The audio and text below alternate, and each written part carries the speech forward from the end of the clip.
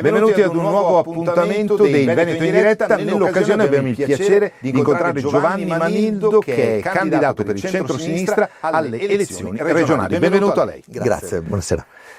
Anzitutto parliamo ovviamente delle tante tematiche di cui vorremmo trattare, anche se il tempo ovviamente non ce lo consentirà in maniera esauriente, ma partiamo da una considerazione. Secondo lei come è stato governato il Veneto in questi ultimi decenni?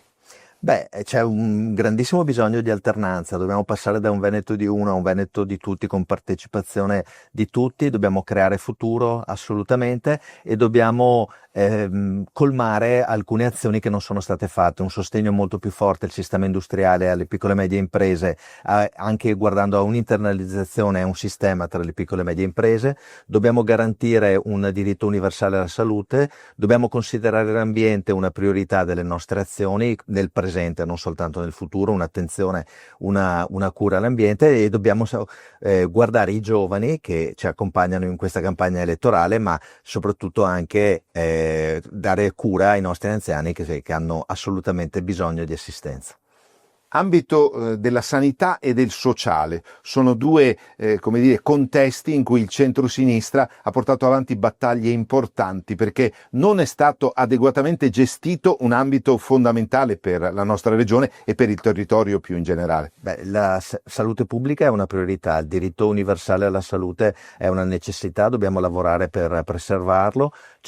Abbiamo assistito a una sempre maggiore fuga verso il privato, la spesa pro capite del privato del Veneto è una delle più alte d'Italia, le liste d'attesa sono molto molto lunghe, su questo bisogna lavorare e mettere risorse, ma anche sul fronte sociale, socio-sanitario, quindi sull'attenzione alle criticità e alle fragilità bisogna fare molto, con una visione più integrata, non a spot, una visione di sistema che faccia delle politiche sociali una delle cose più importanti del nuovo Veneto. Viviamo un momento congiunturale estremamente difficile. Secondo lei com'è stato il sostegno anche da parte della Regione Veneto alle piccole e medie imprese che sono, la colonna portante della nostra economia? Beh, le piccole e medie imprese sono quelle che hanno fatto grande il nostro Veneto, sono la colonna vertebrale del nostro Veneto. Diciamo che il Veneto è si poteva fare molto di più come governo del Veneto. L'assistenza alle piccole e medie imprese è una creazione di una rete sempre maggiore, uno sguardo all'innovazione e alla digitalizzazione come strumento di competitività e soprattutto si lega a un tema dei giovani, un tema della PMI. Non dobbiamo disperdere tutto quel capitale umano che investiamo nella formazione dei giovani universitari, dobbiamo trovare il modo che questi ragazzi possono poi dare il lustro alle nostre piccole e medie imprese. Quindi da una parte colmare il desiderio di futuro felice dei ragazzi, dall'altra dare maggiore competitività alle PMI.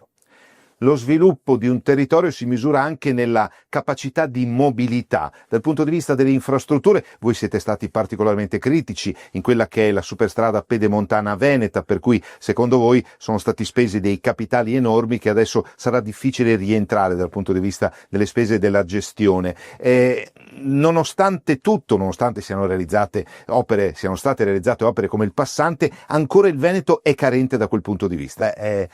Un flash sulla pedemontana. La pedemontana è stata gestita in un modo che ha creato un grande problema finanziario alla regione e questo è un tema che ci preoccupa molto perché drena risorse sia per il sociale sia per quanto riguarda anche pensare al trasporto pubblico, ad altre forme di mobilità.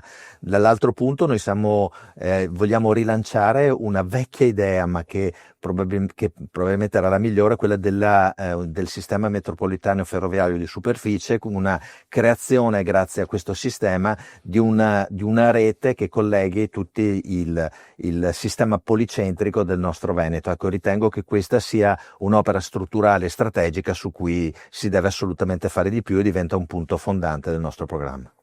Non siamo certo noi a doverlo ricordare a Giovanni Manildo, candidato per il centro-sinistra alle elezioni regionali, ma il problema delle risorse è cruciale, soprattutto in vista di quelli che sono stati previsti come i nuovi tagli da parte dello Stato alle regioni. Beh certo, allora, il primo tema è usare bene le risorse. Purtroppo abbiamo parlato prima del tema della pedemontana, che non è stato un utilizzo proprio virtuoso delle risorse, sta creando un debito molto importante ai veneti e lo creerà per 39 anni, e questo ci vuole una maggiore oculatezza nella gestione delle risorse.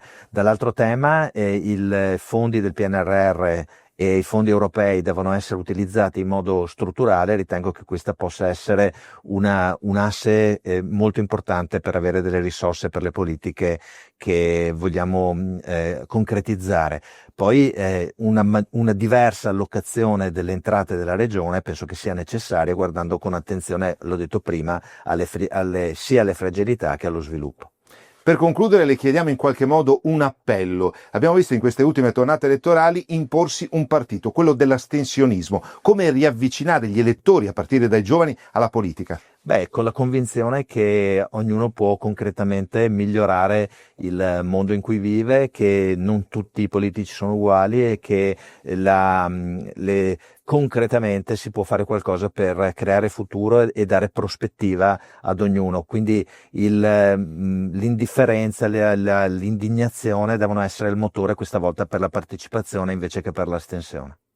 Si chiude qui lo spazio intervista del Veneto in diretta. Noi ringraziamo Giovanni Manildo, candidato del centro-sinistra alle prossime elezioni regionali. Grazie a voi.